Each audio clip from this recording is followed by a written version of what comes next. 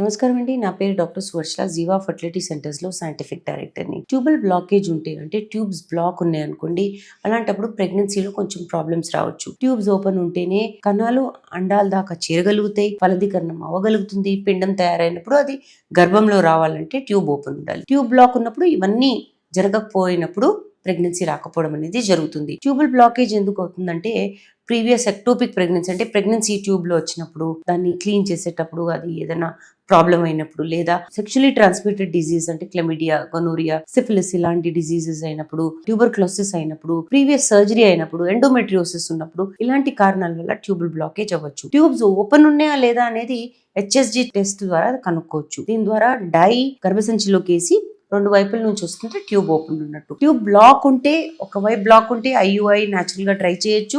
కానీ రెండు వైపులు బ్లాక్ ఉండి అది ఓపెన్ అవ్వట్లేదు లాప్రోస్కోపీ ద్వారా కూడా అంటే ఐవీఎఫ్కి వెళ్ళిపోవడం చాలా మంచిది. దీని గురించి ఇంకా వివరాల కోసం తప్పకుండా జీవా ఫర్టిలిటీ సెంటర్స్కి ఇచ్చేయండి.